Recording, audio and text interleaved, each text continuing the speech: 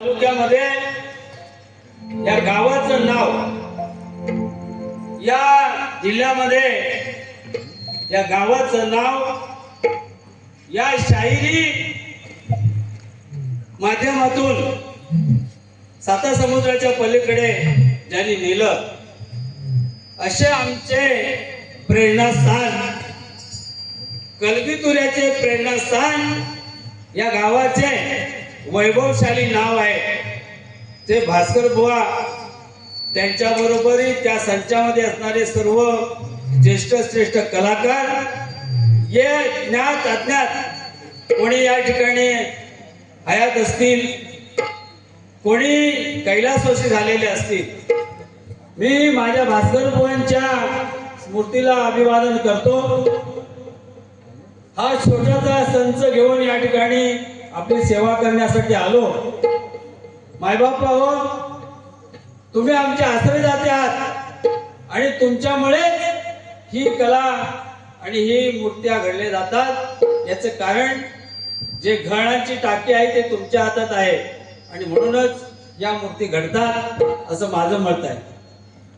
माझे या ठिकाणी या गावाने, या ग्रामस्थाने, आम्हा दोन्ही कलावंतांना या ठिकाणी, बाबांनो, आमची 9 वर्षाची ही परंपरा आम्ही बंद झालेली होती, काही कारणास्तव झालेली असेल, पण मी दोन्ही कलावंतांच्या वतीने या गावातील आणि या तालुक्यामध्ये ज्ञात अज्ञात असलेले माझे शाहीर अशोक भाऊ वनगुले, त्याचबरोबर शिंदे महाराज, त्याचबरोबर आम्हाला आतापर्यंत ज्यांनी आमच्या पाठीवरती थाप मारली आणि सांगितलं, घाबरू नका, काही असेल पण आम्ही गाव तुमच्या पाठीशी आहोत, असे माझे चव्हाण बुवा आणि यांच्या सांगण्याने या गावातील दानदाते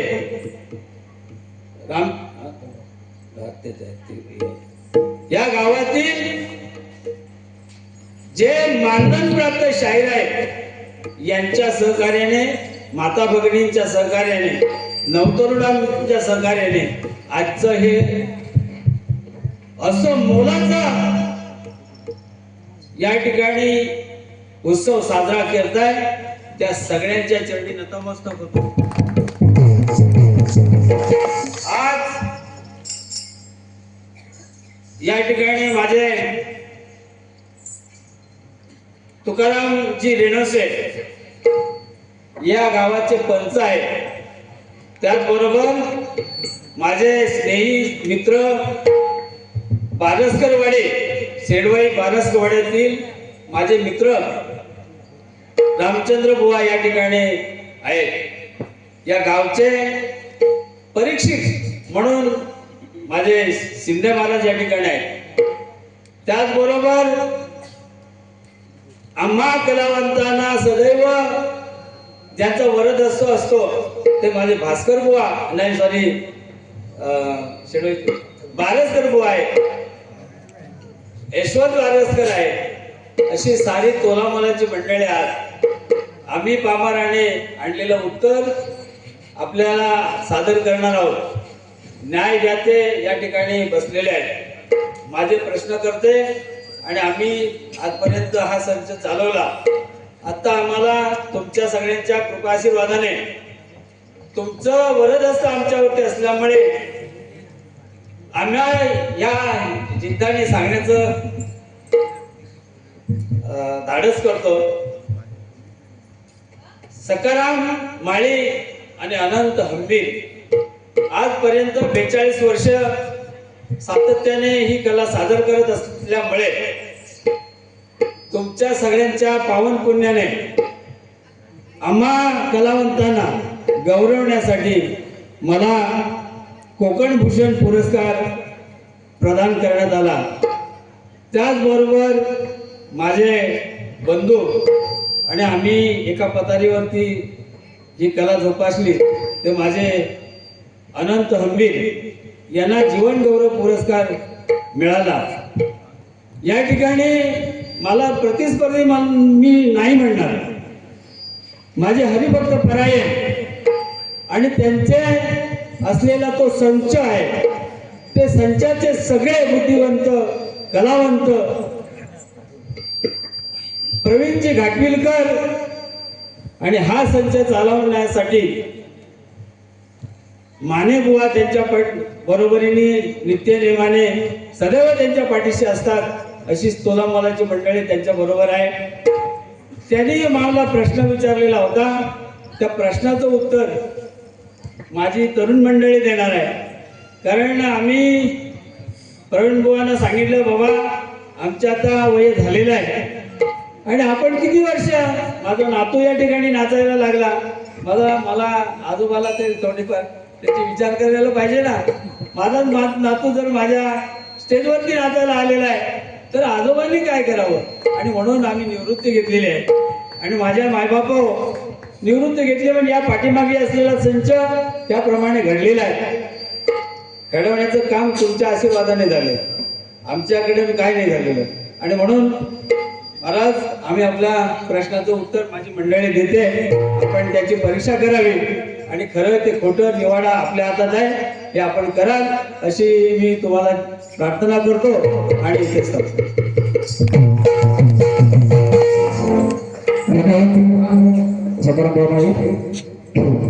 कलाकार कधी निवृत्ती होत नसतो. Hello hello hello hello mic तेच करा. हॅलो, प्रश्नाचं उत्तर देऊन झाल्याच्या नंतर आम्ही लगेचच बारी काढणार आहोत. शाहिराने देखील तयार राहायचं आहे.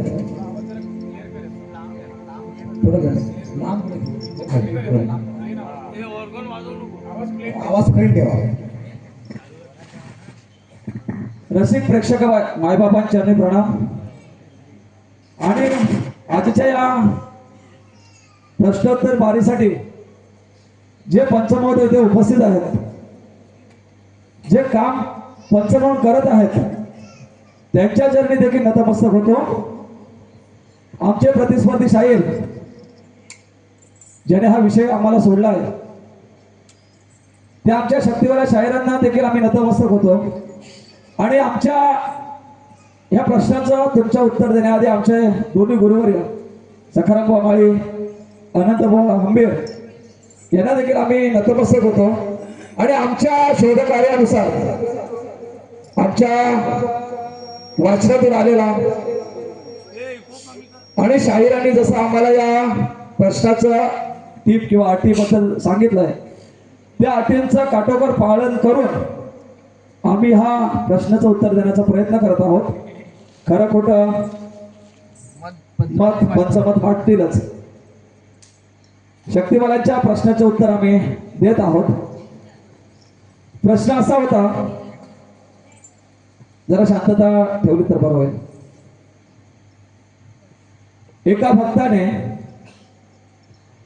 भक्ताने आजीवन देवाची दास्य सेवा केली आणि मृत्यूनंतरही आपली सेवा घडावी अशी इच्छा प्रगट केली. 2 घटका उलटल्यावर तो भक्त मृत्यू पावला. त्या भक्ताचा भक्तिभाव पाहून देवाने पुढील जन्माची सेवा करण्याचा त्याला अधिकार दिला. त्या भक्ताचे नाव काय, त्या भक्ताचे नाव काय, त्या देवाचे नाव काय, तो भक्त कोणत्या रूपात देवाची सेवा करून जात असे, असे 3 प्रश्न आम्हाला त्यांनी विचारले. आणि त्यांनी टीपही खाली लिहिली की टीप अशी, पान नंबर 219 वरील कथा पटवा. प्रेक्षक मायबाप आणि पंच महोदय, पान 219 वरील मिळालेल्या आम्हाला कथेनुसार प्रश्न पहिला, भक्ताचे नाव काय. उत्तर, त्या भक्ताचे नाव भुजंग असे होते. भुजंग. प्रश्न दुसरा, त्या देवाचे नाव काय. उत्तर, त्या देवाचे नाव ओंकारनाथ देव आहे. त्या देवाचे नाव ओंकारनाथ देव आहे. प्रश्न तिसरा, तो भक्त कोणत्या रूपात देवाची सेवा करून जात असे? प्रश्न तिसरा असा आहे, तो भक्त कोणत्या रूपात देवाची सेवा करून जात असे? उत्तर आहे, तो भक्त श्वानाच्या रूपात नित्य रामायण श्रवण करण्याची सेवा करून जात असे. उत्तर, तो भक्त श्वानाच्या रूपात नित्य रामायण श्रवण करण्याची सेवा करून जात असे. असे टिप पान नंबर 219 वरील कथेनुसार मिळालेलं आम्हाला उत्तर आम्ही पंचमहोदयांना दिलेलं आहे. आपण नक्कीच त्याची शहानिशा करा. आम्ही बारीक पुढे चालू करतो. शायरांना विनंती आहे की आपण रंगमंचाचा ताबा घ्यायला तयार आहे. आपली भक्ती करतो आहोत. हाय.